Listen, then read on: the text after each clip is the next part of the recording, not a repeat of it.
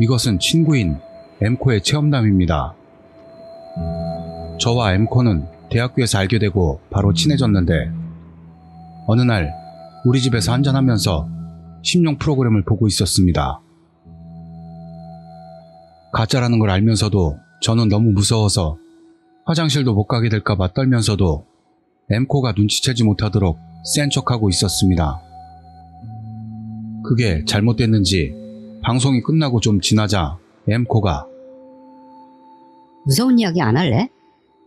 하고 물어온 것입니다. 왜? 저는 저도 모르게 되묻고 말았지만 엠코는 부족해서 그렇지 뭐. 라고 바로 불을 끄더니 괴담회를 시작합니다. 엠코에게 처음 들었던 이야기는 어딘가에서 들었던 이야기를 각색한 느낌으로 무서운 건지 재미있는 건지 절묘한 내용들을 덧붙인 장난스러운 것들 뿐이었습니다. 이 정도만 되면야 하며 저도 유명한 괴담을 스스로 각색해서 재미있게 이야기하자 엠코는 좀 너무 앞뒤가 안 맞잖아. 하고 웃었습니다.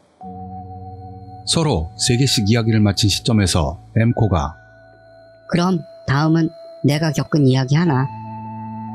라며 지금까지와는 다른 분위기를 내뿜더니 똑바로 앉았습니다. 똑바로 앉은 그 모습을 보고 저도 모르게 쿠션을 끌어안고 마른 침을 삼켰습니다. 이건 내가 고2 때 이야기인데 그리고 엠코는 마치 괴담가처럼 말하기 시작합니다. 엠코의 부모님은 변방의 시골 출신으로 장기 휴가 때에는 할아버지가 사는 그 시골에 가족을 데리고 자주 귀성했습니다. 그러나 할아버지는 엠코가 고1 가을에 갑자기 알아눕더니 결국 시한부 선고를 받았다고 합니다. 할아버지를 따랐던 엠코는 너무 슬퍼서 울었지만 부모님에게 어거지로 고2 때부터 할아버지네 시골로 전입해서 할아버지 임종을 지켜보고 싶다고 졸랐습니다. 보통 부모라면 도시에서 일부러 시골로 들어가 학교 생활을 할아버지 간병으로 낭비하는 것을 거부하겠지만 웬일인지 부모님은 잠시 생각해보더니 바로 허락을 해주셨다고 합니다. 덕분에 엠코는 고2로 올라갈 때 할아버지네 집으로 이사를 가서 거기에서 제일 가까운 고등학교로 전학을 갑니다. 너무 시골이라서 거리에서 자주 눈에 띄는 대형 병원 같은 것은 집에서 차로 1시간 이상을 나가지 않으면 안 됩니다. 그래서 할아버지 검진은 마을 의사라고 해야 할까요? 마을에서 유일한 의사가 가끔 왕진을 맡다고 합니다. 좁은 촌락 같은 그 시골은 이웃과의 교제가 두터워서인지 마을을 떠난 부모님 대신에 할아버지를 잘 보살펴드렸습니다. 엠코가 인사차 이웃 사람들을 방문하자 저마다 아, 땡땡씨네 손녀딸이구나. 많이 컸네. 라며 서로 친한 마을 아주머니들에 둘러싸여 질문 공세를 받았다고 합니다. 도시에서는 어떻게 살고 있는지, TV에서 유행하는 일들은 정말인지 그런 누구나 궁금해할 질문들만 받아서 맥이 풀렸다고 엠코는 말합니다. 그러던 중 마을에서 제1의 권력자 같은 지주 아저씨와 처음으로 인사를 나눈 엠코는 왠지 온몸으로 훑는 것 같이 바라보는 느낌이나 오한이 돋았다고 합니다. 거기다 아들이 있으니 사이좋게 지내라며 소개를 받았는데 꼭 개그맨 도니카쿠 아카르이 야스무라, 즉 어쨌든 즐거운 야스무라를 닮아서 웃음이 터져나오려는 것을 참았더니 아저씨가 우리 아들이 마음에 들었냐? 하며 무슨 착각이라도 한 듯 웃어서 어떻게 반응해야 좋을지 난감했다고 합니다. 다만 야스무라를 닮은 아들은 잘 부탁해 하고 손을 내밀어 와서 엠코도 저도 잘 부탁드려요 하고 고개를 숙이면서 그 손을 잡았습니다. 그런데 무슨 일인지 야스무라의 손은 이상하게 뜨겁고 끈적이는 것 같았습니다. 그리고 야스무라는 엠코가 전학 간 고등학교의 학생회 소속인 듯 전학 첫날 학교에서 말을 걸어와서 놀랐더니 왠지 그대로 둘이서만의 학교 안내가 시작되어 훈련할 때까지 계속 나는 머리가 좋아 라든가 아버지가 돈이 많아서 아무도 나를 거역할 수 없어 같은 조금 위험해 보이는 자만심으로 떠들어대서 정신적으로 힘들었습니다. 그래도 학교 생활은 평범하게 친구도 생겨서 그런대로 즐거웠다고 하는데 할아버지 간호는 각오하고 있었다고 하지만 정말로 힘들었다고 합니다. 엠코가 위화감을 깨달은 것은 거기에 이주하고 나서 약 3개월이 지난 시점입니다. 어째서인지 집에서 나가면 곳곳에서 낯익은 이웃분들과 맞닥뜨리고 인사를 받는 것입니다.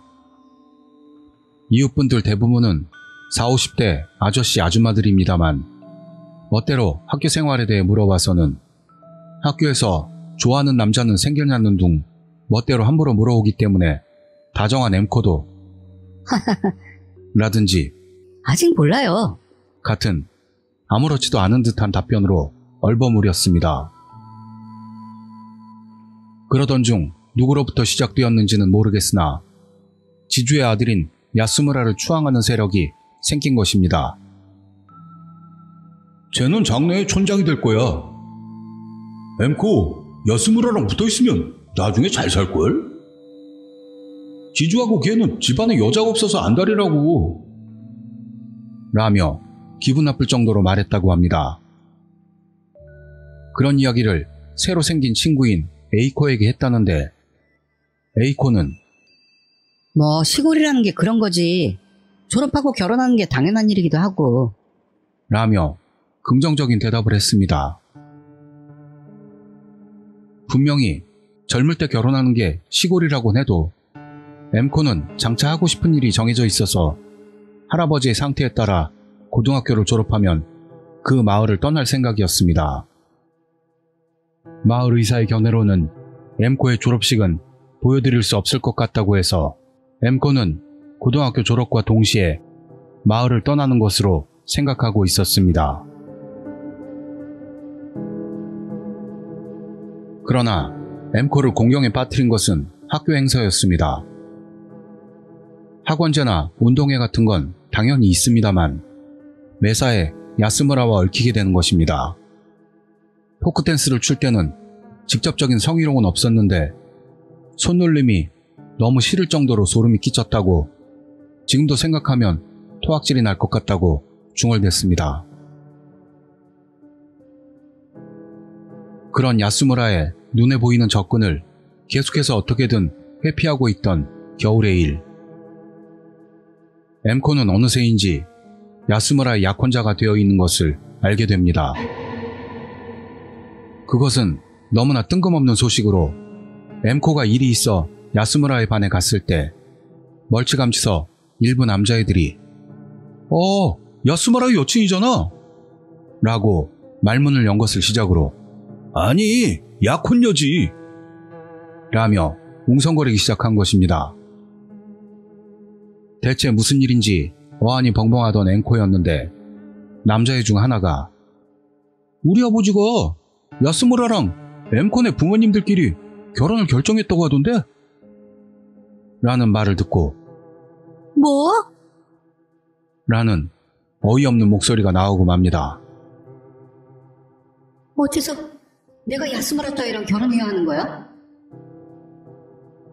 그렇게 생각한 엠코는 학교에서 돌아오자마자 부모님에게 바로 전화해서 사실 확인을 했다고 합니다. 그러나 전화 너머의 부모님이 에? 너 야스무라고는 좋아한다고 들었는데?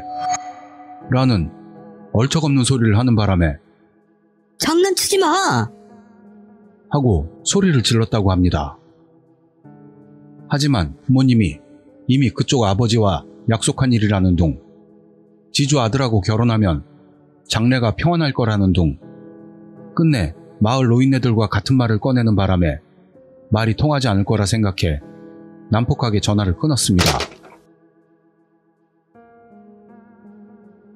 다음날 이대로라면 야권이 확정되어 버릴 것 같아 엠코는 야스무라를 학교 건물 뒤로 불러내 야코는 분명히 잘못된 것이라고 전하기로 결정합니다.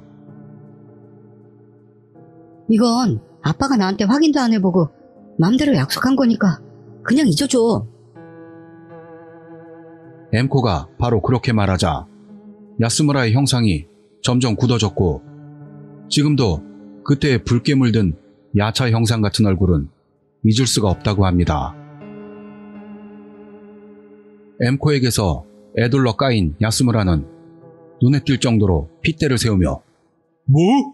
장난치는 거야? 라며 엠코에게 다가왔습니다. 너무 겁이 난 엠코는 미안해. 라는 말을 남기고 서둘러 그 자리를 떠났다고 하는데 조금 가다 돌아보니 무표정하게 서 있는 야스무라가 너무너무 무섭게 보였다고 합니다. 엠코가 야콘 이야기를 거절하고 나서는 언제나처럼 집을 나오면 매일 인사를 해오던 이웃분들이 갑자기 대면대면해집니다. 엠코가 안녕하세요. 라고 하면 아, 그래. 하며 귀찮은 듯 답하는 것과 동시에 혀를 끌끌 차는 겁니다. 야스무라를 추앙해오던 아저씨에게는 장녀 같은 게 라는 엄청난 말을 들은 적도 있는데다 정원의 호스로 일부러 물을 뿌리기도 했습니다. 그리고 엠코를 기다리고 있던 것은 학교에서의 집단 따돌림이었습니다. 하지만 전부는 아니었습니다. 야스무라에게 아첨하는 듯한 패거리들을 필두로 마을이나 주변 마을의 학생들이 엠코를 없는 사람 취급을 했던 겁니다. 특히 성가셨던 것은 담임선생으로 그 담임은 야스무라네 아버지의 꼭두각시인지 집요하게 잔소리를 해대거나 노골적으로 내신 성적에 손을 대거나 했다고 합니다. 점점 반에서도 같은 학년에서도 고립되어 가던 엠코는 매일을 아무와도 말을 섞지 않고 수업을 받은 후 하교했다고 말합니다. 그러던 중 유일하게 대화를 나누는 에이코가 있었는데 에이코는 그때마다 야스무라 군에게 사과해. 반드시 용서해 줄 거야. 라고 말도 안 되는 소리만 해대서 엠코는 속으로 에이코도 야스무라와 연결되어 있을 거라고 확신하게 됩니다. 그런 공경에 처한 엠코의 상황을 반전시킨 게 가장 사랑했던 할아버지의 죽음이었습니다. 향년 94세였습니다. 할아버지의 사망으로 부모님도 일을 마치고 돌아왔습니다. 그리고 순식간에 장례식이 행해졌습니다. 하지만 생전에 할아버지와 친했던 사람들 말고는 거의 아무도 오지 않았다고 합니다. 다만 제일 오지 말았으면 했던 야스무라의 아버지가 왔는데 그때는 무슨 일인지 부모님이 야스무라의 아버지에게 엄청나게 굽신대며 머리를 조아렸습니다. 멀리서 엠코와의 약혼에 대한 이야기를 하는 걸 알았지만 엠코는 할아버지와의 이별을 아파했기에 최악의 기분이 들고 싶지 않아 그 자리를 훌쩍 떴습니다. 할아버지 장례식 후 엠코는 할아버지가 안 계시는 거실에서 부모님과 이야기를 나누게 됩니다. 주제는 물론 약혼권에 대한 것이었습니다. 부모님의 주장은 모처럼 지주께서 너를 골라주셨는데? 이런 혼담이 다시는 있겠냐? 라는 마치 종교에 빠진 사람들 같은 망언뿐이었습니다.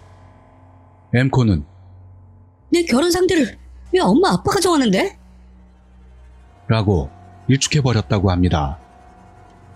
그러나 부모님은 도시로 돌아가는 당일 아침까지도 투덜거리며 불평해댔습니다.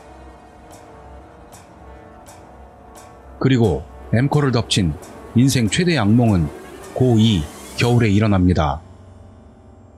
어느 날 학교에서 돌아가던 엠코가 숲 부근을 걷고 있을 때 갑자기 팔이 끌려 헛강 같기도 하고 오두막 같기도 한 인적 없는 건물 안으로 끌려 들어갔던 것입니다. 놀라서 얼굴을 들어보니 그 범인의 정체는 야스무라로 측근인 듯한 학생이 밖에서 문을 닫고 먼지 쌓인 실내에는 엠코와 야스무라 둘만 남습니다. 야스무라는 엠코의 양팔을 힘껏 잡은 채로 체중을 싣고 바닥에 엠코를 넘어뜨립니다. 엠코도 이 상황은 드라마 같은 뻔한 전개라고 깨닫자마자 하지마! 라고 소리쳤다고 합니다만 그 순간 하고 뺨을 맞았고 시끄러이! 라는 소리를 들은 후 순간 무슨 일이 벌어지는지를 몰라 당황했다고 말합니다. 그런 머리가 돌지 않는 상황에서 야스무라는 일단은 손을 놓고 나서 어차피 결혼할 거니까 상관없잖아? 하고 말하며 바지벨트를 찰칵거리며 푸는 것을 보고 온 힘을 다해 야스무라의 사타구니를 걷어찼습니다. 그러자 야스무라는 기절할 듯 사타구니를 잡은 채 웅크리고는 신음소리를 흘리며 움직이지 않게 됩니다. 엠코는 이게 기회라고 생각돼 한 번 더 뒤에서 엉덩이를 걷어찬 뒤 있는이껏 도움닫기를 해서 문에 몸을 부딪힙니다. 문은 잠기지 않았는지 몸에 닿는 순간 열리면서 뭔가 장애물 같은 걸 날려버린 감각이 전해졌다고 생각하자 앞으로 넘어져서 아픈 듯 얼굴을 감싸고 있는 야스무라의 측근을 보고 아, 눈앞에 이 자식이 있었던 거야? 생각하고 그 자리에서 도망쳤다고 합니다. 엠코는 할아버지 집으로 도망쳐 돌아갔습니다. 그러나 그대로는 야스무라에게 보복을 당할 거라고 봐 바로 최소한의 짐과 지갑을 가지고 집을 뛰쳐나왔습니다. 그 마을의 버스는 대개 1시간에 한 대꼴입니다. 시간표를 봤더니 다행히도 몇 분 후 버스가 도착하는 것을 알고 야스무라들의 추격을 우려해 되도록 주변에서 자기를 알아보지 못하도록 정류장 건물 그림자에 몸을 숨기고 있었습니다. 몇 분 뒤 시간보다 조금 빨리 버스가 와서 안심된 앵코는 버스에 올라타 바로 내릴 수 있는 앞자리에 앉고 밖에서 보이지 않도록 조금 숙인 자세를 유지합니다. 그러나 안심된 것도 잠시 버스가 출발한 직후 엠코아! 라고 소리 지르는 소리가 들려왔습니다. 조심조심 창문으로 살짝 내다보니 몇 명의 남학생들이 엠코의 이름을 소리치며 엠코아! 여기저기 서성이는 것을 보고 심장이 벌컥대며 방망이질을 합니다. 설마 이 버스를 세우는 건 아닌가? 원래 이 버스 기사도 야스무라네 아버지의 관계자로 내 신원이 알려지면 야스무라 일로 끌려가는 것은 아닌가? 그런 공포가 버스 좌석에 웅크리고 있는 엠코를 덮쳐 1초라도 빨리 버스가 이 마을을 빠져나가기를 비는데 갑자기 버스 기사가 쟤들이 말하는 엠코가 너냐? 라는 말을 듣고 모골이 송연해집니다. 들켰다. 이 기사는 나를 알고 있어.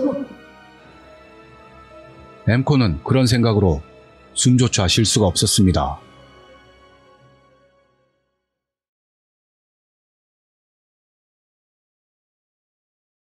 그러나 그런 엠코의 불안을 불식시키는 것처럼 기사는 재난이다. 재난이야. 라고 부드러운 어조로 말했습니다. 아무래도 기사는 엠코와 같은 학교에 다니는 아들이 있어 야스무라의 아버지와 친하지 않은 그룹 사이에서는 엠코는 야스무라의 표적이 된 불쌍한 여자아이로 한결같이 유명하다고 합니다. 아들에게 학교 내의 엠코 이야기를 들은 기사는 당연히도 엠코의 이름을 알고 있어서 마을 안에서 엠코를 찾으며 부르고 있는 남학생들과 버스에 타서 웅크리고 있는 여학생을 비교해 그렇게 판단했다고 하는 것입니다. 안심해라. 저런 놈들은 마을 밖으로 한 발짝도 못 나가는 겁쟁이들이야. 쫓아오지도 못해.